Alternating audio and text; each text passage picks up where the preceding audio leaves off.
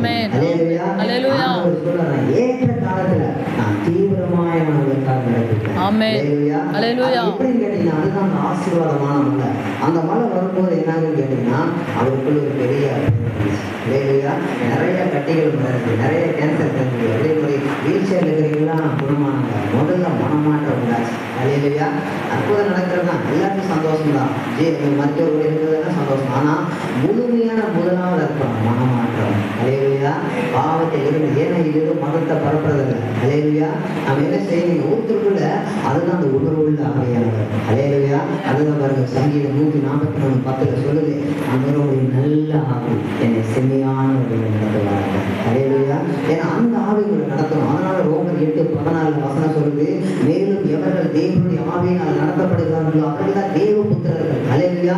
இந்த வரைக்கும் நீங்க ஒருவேளை மாம்சத்தில் இருக்கலாம், இயேசு மாம்சத்தனமாக வெளிப்பட்டாரு. வல்லமை வரும்போது அது தெய்வ ஆவியின் புத்திரராக வெளிப்பட முடியும். அல்லேலூயா. கர்த்தர் உங்களை கடைசி நாட்களில் கருவியாக பயன்படுத்த விரும்புகிறார். அல்லேலூயா. ஏன்னா அந்த திட்டம் வச்சுக்கள் தான் போராட்டங்கள் ஜாஸ்தி. அல்லேலூயா. யோசிப்பார், உலக ரட்சகர் யாராவது மாற்றப்படையில் பிறப்பான்னு நினைச்சிருப்பாங்க, இல்லை ராஜாவை பிறப்பாக தான் இருக்கும். நம்ம அந்த நேரத்தில் 3 நாள் தியானம் இப்படி இருக்கும். எவ்வளவு போராட்டங்கள், ஒரு மோசை ஒரு பெரிய மீட்கப்பட்டவன் பிறக்கும் போது எவ்வளவு கஷ்டம், ஏன் இருக்கும். அது மாதிரி தான் உங்களுக்கு ஒரு சில பாடல்கள் ஒரு இருக்குது. ஆனா இது நிரந்தரமானதல்ல. அல்லேலூயா. வருகிற பிரச்சனைகள் நிரந்தரமானதல்ல, வருகிற அவமானங்கள் நிரந்தரமானதல்ல. அதையெல்லாம் மேற்கொள்ளுகிற அபிஷேகத்தை தேவன் நீங்க உங்களுக்கு தரப்போகிறார். அல்லேலூயா. ஆண்டவர் சொல்றார், ஒரு வெட்கத்துக்கு பதிலாக அது 2 தனியான பலன். அல்லேலூயா. 2 மடங்கு பலன். 10 முன்குறிச்சுதான் விடவே மாட்டார். அல்லேலூயா.